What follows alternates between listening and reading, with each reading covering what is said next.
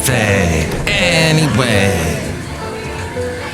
Look at that. Mike's Daily Podcast. FF episode 2010, 2710, and Mike Matthews here at Café Anyway. Mike's Daily Podcast. Somewhere in Podcastro Valley, the last place on earth. It's Mike Matthews.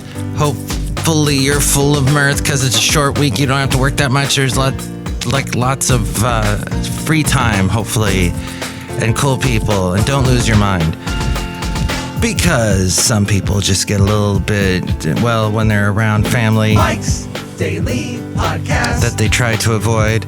Johnny Carson saying, we get together once a year, Mike's and realize Daily once a year is not Podcast long enough. Yeah! What is the cost of Thanksgiving? Apparently it is rising. Shoppers can expect to pay a pretty penny for their Thanksgiving meal this year. Last year, the average cost for a feast for 10 was $64, which that could be just like a feast for 2, depending on where you go in the Bay Area, or a feast for 1. Average price of Thanksgiving meal expected to slightly increase another 2% to 4% on top of that. Restaurants are expensive in the Bay Area. If you did, well, you know what? I'm finding restaurants are expensive everywhere. And it's everywhere. In 2020, though, we paid about $43 for a feast for 10. Yes, back in COVID years. I don't know if we were actually getting together in Thanksgiving of 2020. As I recall, everything was shut down. I remember we were trying to, on my birthday, because it always falls around Thanksgiving, we headed over to Discovery Kingdom, Six Flags Discovery Kingdom in Vallejo, and it was just partially open. You could go see the animals, and that was cool, and it was awesome. There was like nobody there, but no rides. So we are up 50% in just a few years when it comes to paying for Thanksgiving. Here's today's podcast picture. For Thanksgiving food. It's going to be another wonderful picture from my trip this past weekend. We went up the coast. We basically took 101 from the Bay Area up, cut over just after Petaluma, and headed west to the ocean there in Bodega Bay, and then up a little bit to Jenner, and then cut in along the Russian River. The late great Basil the Boxer never went to the Russian River. Nobody went to Bodega Bay. Several times. We had good times there. And he would run around. Actually, they got all these laws in Bodega Bay. You can't let your dog off leash. So he was on leash. I was a good dog owner, but I'm sure he would have loved to just tore up those sand dunes and run around and done the boxer thing, just running and jumping and barking. The cost of a turkey is expected to be lower this year with an 8 to 16 pound turkey at about $1.27 per pound. I guess that's 22% lower than the same time last year in 2022. A 16 pound turkey will run you roughly $29. Grocery stores tend to offer more discounts to get the shoppers in. Like if you pay $50 on other groceries, you can get the turkey for like $10 or free. Side dishes expected to be 4% more expensive in 2023 compared to last year. Those wonderful side dishes, mashed potatoes, that weird funky casserole with the green beans, that thing with the yams, and of course the stuffing. Droughts and wildfires have had a big impact on the side dishes, like pie crusts. Wildfires have had a problem, have caused problems with getting pie crusts, dinner rolls, milk, and cranberries. Mike is on it, man. Go where no man has gone before. We love it, All these Mike. high interest rates are causing people to do a little less remodeling at home. I know I could do a lot of remodeling at my house. I've been waiting on it for well over a decade to do the remodeling. So by now you would think I really know what I want done. but I still don't. Homeowners who are thinking their remodeling plans following the boom, they're rethinking their remodeling plans following the boom during the pandemic. The total spending on home improvement and repairs is projected to drop a little over 7% over the next 4 years to about $452 billion. It would be the first decline in more than a decade, having to do with those higher interest rates. And less savings, higher interest rates, and the lack of housing activity in the resale market are among the reasons for a slowdown. The pandemic unleashed some home improvement demand. A lot of people were redoing their houses, remodeling between 2020 and 2021. Remember, there was like a lack of lumber. The unique circumstances of the time made people rethink their relationship with their homes. Financial home improvements was easier during the pandemic with 3 rounds of stimulus checks. This is Mike's Podcast Picnic. Historically low interest rates made borrowing cheap.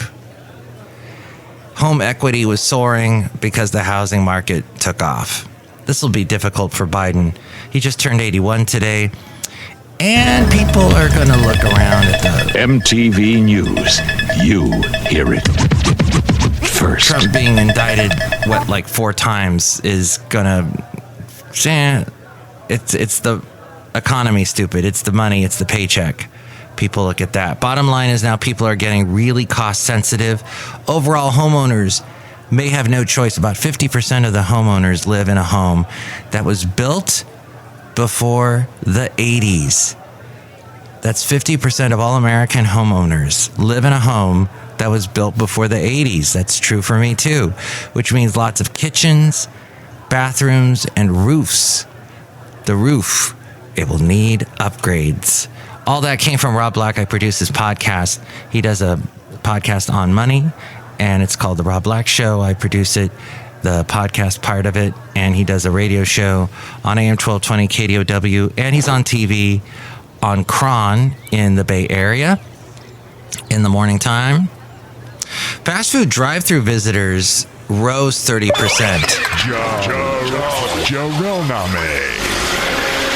While indoor when people indoor dine, rather, that has dropped 40%. You know, there's a real scary holiday coming up. From 2019. Of course, COVID causing that. People kicked out. People having to take their food and leave. Or if they wanted to stay, they got to sit outside. I love that. If I had a dog again, I mean, the late great Basil the Boxer and I ate at a lot of outdoor places. And it was always so much fun. And you can people watch and get fresh air. I still prefer to do that. We did that last night, my lovely lady friend and I. Maybe that'll be the podcast picture. We were there on the Tamales Bay, sitting outside. We could have sat inside, but heaters today, outside, it doesn't even, unless it's pouring down rain. Fabagoo, things to do. Magnification. So people grabbed onto more fast food, 30% more between 2019 and 2022. Now chains are in a to-go space race. McDonald's and Taco Bell have opened drive-through only stores now. They don't want you sticking around. Chick-fil-A is building a drive-through highway, a 4-lane location that serves 75 cars at once. Woo! That is so fast food, and that is so the reason why I hate fast food. It's just, here, take your food, go, and leave. Now there's a lot of, inside the store, there's a lot of mechanics, a lot of automation going on making the food, but there's still employees, a lot of young people. Magnification. That's not really the best customer relations scenario where the people are just driving through, but hey, people want their food. So, and The Marvels has the worst opening weekend ever for an MCU film at $47 million. Yikes. Not good at all. H&M and Zara parent Inditex. There's a protest over wages. People get as low as $75 a month. There are 300 factories in Bangladesh that have closed.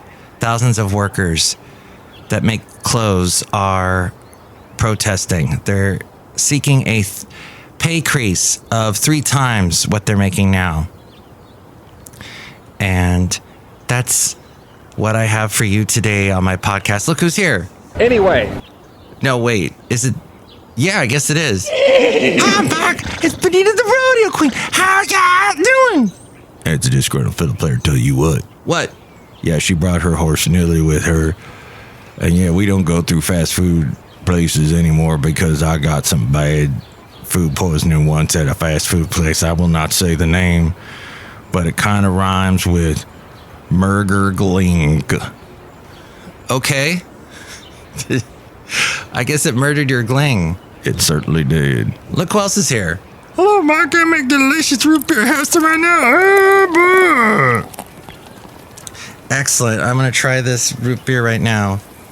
And, oh, what's in there? Dandy tea. What? Dandy tea. Drink it right now. I'll cut you.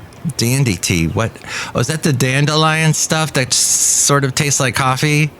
It's got that chicory kind of coffee taste. That's really not supposed to be in root beer. When I was in Bodega Bay over the weekend, I actually bought a root beer. My first time in quite a while. And when we were in just outside of Guerneville yesterday morning, we ate at a bakery. I think it's called Bia. BIA. When you are a man, sometimes you wear stretchy pants. And there was a lady running the place. Her name not Bia, but she was interesting. Very interesting. Apparently she had fought and beat cancer twice. She was in her late 60s, almost 70. Very outspoken. There was a friend of hers who died, and nobody would take the friend's dog. Now the dog's owner is gone, so she adopted the dog, and the dog was really cute. Kind of looked like Toto. Big underbite. Very interesting lady.